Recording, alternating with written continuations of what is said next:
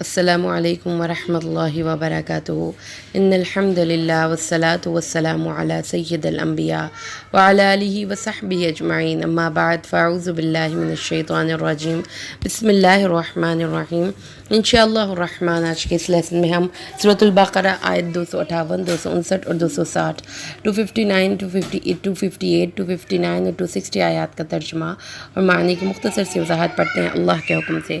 اعوذ باللہ من الشیطان الرجیم بسم اللہ الرحمن الرحیم۔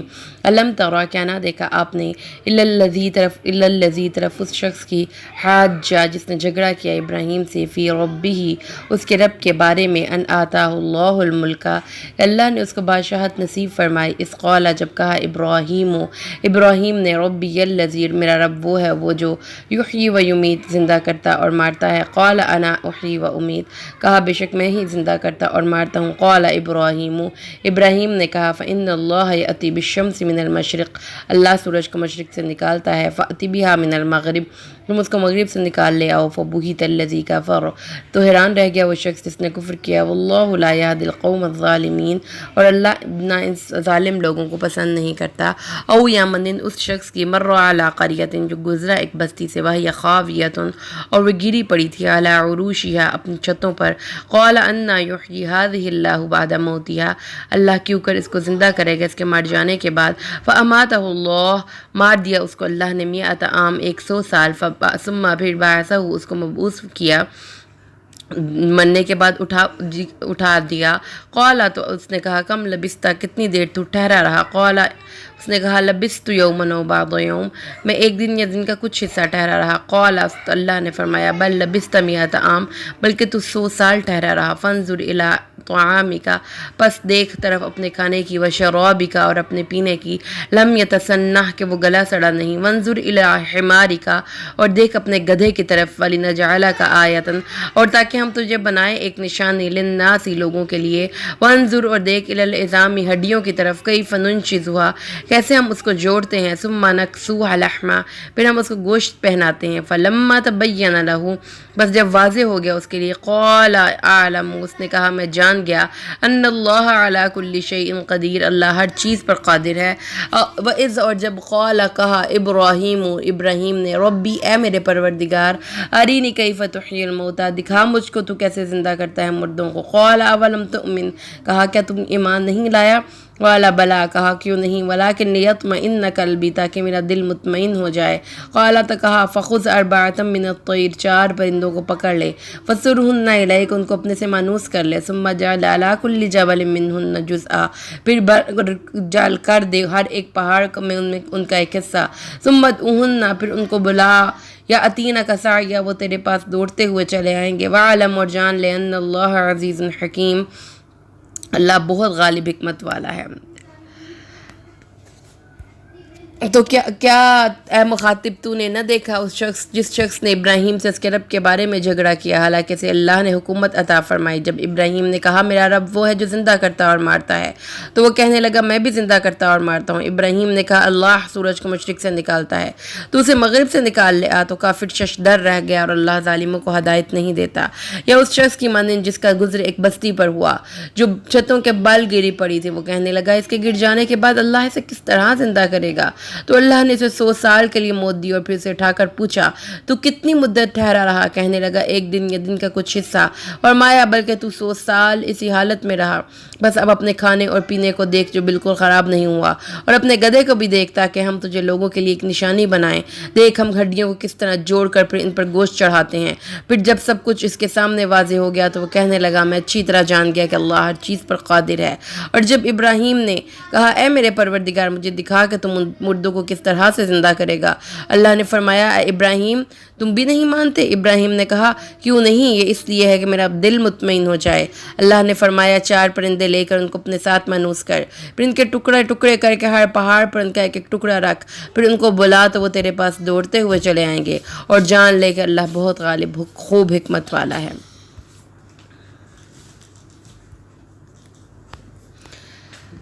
اللہ تبارک و تعالی جس طرح اللہ تعالیٰ مردہ روح کو نور ایمان سے زندہ کرتا ہے، اسی طرح وہ مردہ جسم کو دوبارہ زندگی عطا کرنے پر قادر ہے۔ اللہ تعالیٰ قیامت کے لوگوں کو زندہ فرمائے گا، جس کی کچھ مثالیں پیش کی گئی ہیں یہاں پر۔ ایک دنیا پرست، یہاں پر دو لوگوں کا کمپیریسن بھی ہے، دو کیریکٹرز ہمارے سامنے پیش کیے گئے، ایک حضرت ابراہیم اور ایک اس دور کا بادشاہ جس کا نام نمرود تھا۔ اللہ تبارک و تعالیٰ نے فرمایا ہے کہ جو دنیا پرست شخص ہوتا ہے، بے شک کہ اس کے پاس جتنا مرضی مال و دولت، ظاہری اسباب ہوں، دنیا اس کے پاس بہت زیادہ ہو، لیکن وہ چیزوں کی حقیقت تک پہنچ سکتا ہے، نہ ہی اس کا فہم اس چیز کا ادراک کر سکتا ہے جو کہ ایک مومن انسان ادراک کر سکتا ہے۔ ایک دنیا پرست اور کوتاہ شخص کی عادت ہوتی ہے کہ جو اسے کوئی نعمت وافر مقدار میں میسر ہو تو وہ یہ سمجھتا ہے کہ اس کی فطرت بغاوت پر آمادہ ہو جاتی ہے، اور وہ انسان بہت جلد غرور اور تکبر کا مظاہرہ کرتے ہوئے ان نعمتوں کو انسانوں اپنے ہی ذہنی استعداد اور اپنی ذہنی صلاحیتوں کا ایک نتیجہ سمجھتا ہے۔ ان نعمتوں پر اختیار اور اقتدار ایک ایسی چیز ہے کہ جب اس کا نشہ انسان کے دل و دماغ پر غالب آتا ہے تو وہ اپنی اوقات بھول جاتا ہے۔ اس کی خیرخواہی اور اپنی خیرخواہی کرنے والوں کو اپنا مخالف اور چاپلوسی کرنے والوں کو اپنا خیرخواہ سمجھتا ہے، اور اس شخص کے پاس اگر زیادہ دیر کے لیے اقتدار رہے تو اس ذوم باطل میں مبتلا ہو جاتا ہے کہ سب کچھ میری ذاتی صلاحیتوں اور کارکردگی کا نتیجہ ہے، لہٰذا میرے پاس اب جو اختیارات ہیں اس کو اپنی مرضی سے جہاں مرضی استعمال کر سکوں۔ یہ ایک ایسی سائیکی ہے۔ ہاکس مونولوگ میں بھی ڈیفرنٹ جگہوں پر ہم نے دیکھا ہے کہ وہ لوگ جو کہ متکبر مزاج ہوں گے وہ اپنے آپ کو بہت دوسروں سے اچھا اعلیٰ سمجھیں گے، اور وہ کنسیڈر یہ کریں گے کہ آخرکار جو کچھ میں نے کیا وہ میرے سوچ، میری کارکردگی، I am the smart one, I am the very intelligent person, میں بہت بزنس میں اسمارٹ پرسن ہوں۔ وہ یہ ایک سوچنے کا انداز ہر اس شخص کا ہے جو اللہ کو نہیں جانتا، نہیں پہچانتا۔ یہاں پہ بھی ایک واقعہ پیش کیا گیا حضرت ابراہیم کے بارے میں۔ اللہ تبارک و تعالیٰ کا خاص معجزہ تھا کہ اللہ تعالیٰ ان کو ایسے الفاظ اور ایسے دلائل و براہین سے نوازتے تھے کہ جو ان کے مخالفین ہوتے تھے ان کے پاس کوئی توڑ نہیں ہوتا تھا۔ جب نمرود کے زمین نے خدائی سرزمین میں خدائی دعویٰ کر دیا اور اپنے آپ کو یہ سمجھ لیا کہ قانون میرے تابع ہے، میری سوچ ہے، میرا دل کرتا ہے، جو میرا جی چاہے گا وہ میں کروں گا، سیاست دین یہ دو متضاد چیزیں ہیں، سیاست ایک اور چیز ہے اور دین ایک اور چیز ہے، میں سیاست میں بہت سمارٹ ہوں اور دینی لوگ جو ہیں ان کو سیاست کا کوئی پتہ نہیں، دین کا ریاست اور سیاست کے معاملات میں کوئی دخل نہیں، کیونکہ یہ اس کے دین ملک کی ترقی کے راستے میں رکاوٹ پڑتا ہے۔ جو نبوت کی تاریخ کا پہلا واقعہ حضرت ابراہیم کا نمرود سے واسطہ ہے، اور اب پہلے سابقہ انبیاء کرام عوام الناس کو تبلیغ کیا کرتے تھے، حکمران کو دین کے حوالے سے بالمشافہ گفتگو نہیں کی۔ حضرت ابراہیم سے اللہ نے توحید کا کام لیا تو انہیں اللہ تبارک و تعالیٰ نے اس ملک کے بادشاہ کو بھی اس ملک کا جو ایک بادشاہ تھا اس کو بھی دعوت تبلیغ دینے کے لیے بھیجا۔ اس نے اپنے سیاسی تحفظات کی بنیاد پر اللہ کی کائنات کی ہستی کا انکار کیا اور اپنے موقف کی حمایت میں دلائل دینے لگا۔ حضرت ابراہیم نے اس کو بارہا سمجھایا کہ خالق حقیقی وہ ہے جو کائنات کی ایک چیز کا مالک اور خالق ہے، موت و حیات کا مالک ہے۔ تو وہ کہنے لگا باغی کہ یہ کام تو میں بھی کر سکتا ہوں، جس کو چاہوں قتل کر دوں، جس کو چاہوں چھوڑ دوں۔ یہ کہہ کر اس نے جس شخص کو سزائے موت دی گئی تھی اس کو رہا کر دیا اور ایک بے گناہ کو کہ گردن پہ تلوار چلا دی اور جلاد کو حکم دیا کہ اس کو مار دے۔ تو اس نے کہا کہ یہ کام تو میں بھی کر سکتا ہوں، میں کسی کو زندہ بھی کر سکتا ہوں اور مار بھی سکتا ہوں۔ حضرت ابراہیم آپ اس کا تکبر، ہٹ دھرمی اور ضد اور عناد دیکھ کر اس کی دلیل کی لطافت سمجھانے اور اسے الجھنے کی بجائے یکدم اپنا پنترا تبدیل کیا، فرمایا میں تو اس رب کی بات کر رہا ہوں جو سورج کو مشرق سے نکالتا ہے، آپ اگر اتنے ہی با اختیار ہیں تو اس سورج کو حکم دیجیے کہ صبح مغرب سے نکل کے دکھائے۔ اب یہ ایک ایسی اچانک واضح اور ٹھوس دلیل تھی جس کا کوئی جواب نہیں تھا۔ فبہت الذی کفر، وہ کافر حیران رہ گیا کہ اب اس کا وہ کیا جواب دے۔ بعض اہل علم نے لکھا کہ حضرت ابراہیم سے کہتا تیرا رب سورج کو مغرب سے طلوع کر کے دکھائے، تو اللہ کو جھوٹا ثابت کرنے کے لیے حضرت ابراہیم کی تائید میں وہ ایسا دلیل پیش کر چکے ہیں، لیکن نمرود اس قدر بوکھلا چکا تھا، اس کے حواس ٹھکانے نہ رہے، اور اللہ تعالیٰ نے حضرت ابراہیم کو بات کرنے کا سلیقہ نصیب کیا تھا اور اس کی اللہ کی عطا تھی کہ جب وہ اپنے مخالفوں سے دین اسلام کی بات کرتے تو لوگ ان کے سامنے دم بخود رہ جاتے۔ چنانچہ نمرود کے ساتھ بھی ایسا ہی ہوا، اور اللہ تبارک و تعالیٰ نے یہ فرمایا کہ وہ شخص اللہ کے اس احکام کو ماننے کی بجائے حیران ہو گیا، لیکن اس نے اللہ کے اس حکم کو نہیں مانا۔ اس سے آگے اللہ تعالیٰ فرماتا ہے، یہاں اس شخص کی مانند سلسلہ مضمون جاری ہے۔ مرنے کے بعد دوبارہ زندہ ہونے کی مثال پیش کی گئی ہے۔ جس شخص کا ذکر یہاں پہ ہے، مانند اس شخص کی جو کہ ایک بستی پر اس طرح سے گزرا جو چھتوں کے بل گری پڑی تھی، اور اس کو دیکھ کر حیران ہو کر کہنے لگا، اتنی بڑی اس بستی کو مر جانے کے بعد اللہ اس کو کیوں کر اور کیسے زندہ کرے گا؟ تو اللہ نے اس کو 100 سال موت دی۔ یہ اس شخص کا ذکر ہے جس بستی کی طرف اشارہ ہے۔ حضرت عزیر علیہ السلام جو اللہ کے اس وقت کے نبی تھے، اور جس بستی کی طرف اشارہ ہے وہ بیت المقدس تھی، جسے بخت نصر نے تہس نہس کر دیا تھا۔ اس تاریخی اور مقدس شہر کو ویران اور سنسان دیکھ کر حضرت عزیر علیہ السلام کو شدید دھچکا لگا۔ خیالات کی رو میں یہ سوچنے لگے کہ کبھی اس کے بازار پر رونق، اس کے مکانات اپنے مکینوں سے آباد، یہاں چہل پہل اور یہاں پہ شہر کی ایک شان ہوا کرتی تھی، اب ہو کا عالم ہے، اب تو اس میں سے گزرتے ہوئے بھی دل کانپتا ہے۔ جو ہی یہ خیال پیدا ہوا تو اس کے دل میں پھر یہ خیالات کی رو بھٹکتی یہاں پہ جا پہنچی، اس اجڑی ہوئی بستی کو دوبارہ کس طرح سے رونقیں ملیں گی۔ اسی سوچ میں غلطاں ہو کر وہ کہنے لگے، انا یحیی ھذہ اللہ بعد موتہا، اے اللہ اس کو اس کی موت کے بعد کیسے زندہ کرے گا؟ اللہ نے حضرت عزیر کو 100 سال تک موت کی آغوش میں سلا دیا۔ جب دوبارہ اٹھایا تو فرمایا، اے عزیر تم کتنی دیر مردہ رہے؟ انہوں نے کہا، میں تو سویا تھا اور شاید ایک دن کا کچھ حصہ سویا اور اٹھ گیا۔ ارشاد باری تعالیٰ ہوا، ہرگز نہیں، یہاں تو ایک صدی ٹھہرا رہا۔ اب تو اپنے کھانے پینے کی طرف دیکھ، اس میں نہ ہی بساند پیدا ہوئی نہ ہی اس کا ذائقہ تبدیل ہوا، حالانکہ ایک کھانا ایک دن سے زیادہ تو ٹھہرتا ہی نہیں۔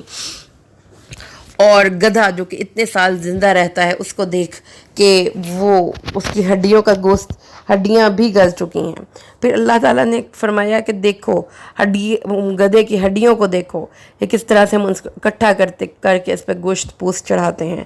چنانچہ جب یہ سب معاملات حضرت عزیر علیہ السلام کے مشاہدے میں آئے اور اللہ تبارک و تعالیٰ کا اس اتنی عظیم الشان طاقت کا پتہ چلا، تو وہ بے اختیار پکار اٹھے، میں بہت اچھی طرح جان چکا کہ اللہ ہر چیز پر قادر ہے، اور ہر چیز اللہ تبارک و تعالیٰ کے عجیب نظائر ہیں۔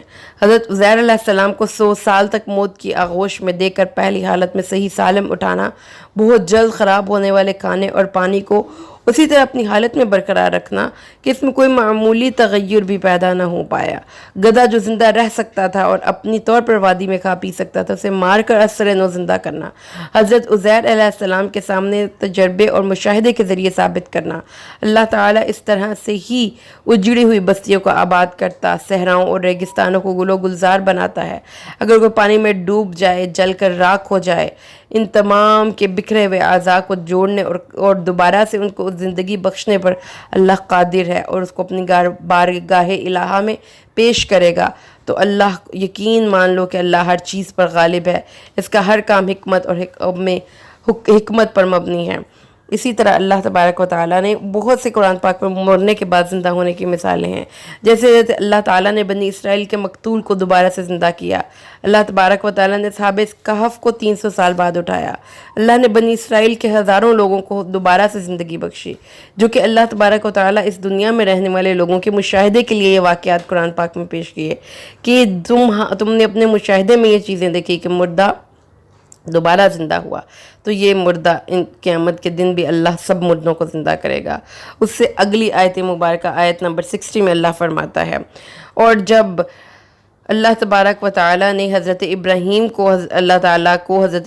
نے کہا، ہے اللہ مجھے دکھا کہ تم مردوں کو کس طرح سے زندہ کرے گا، تو اللہ تعالیٰ نے ان کے علم یقین دینے کے لیے، انسان کے علم کے 3 مدارج ہوتے ہیں، علم الیقین، عین الیقین۔ عین الیقین ایسا علم ہے جو تجربے اور مشاہدے سے ثابت ہو جائے۔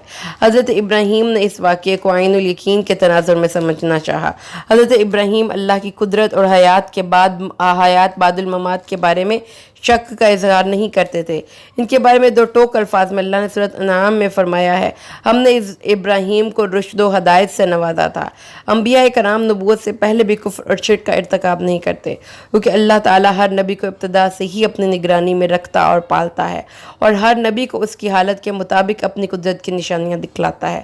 تاہم ان کے کلام میں خطاب اور انقلابی تاثیر پیدا ہو جائے، اور انقلابی تاثیر کی بنا پر لوگ انبیاء کا انکار کرنے کے باوجود دل میں ان کی سچائی کے قائل ہوتے تھے۔ یہاں عین الیقین کے درجے کو پانے کے لیے حضرت ابراہیم نے اپنے رب کے حضور سوال پیش کیا۔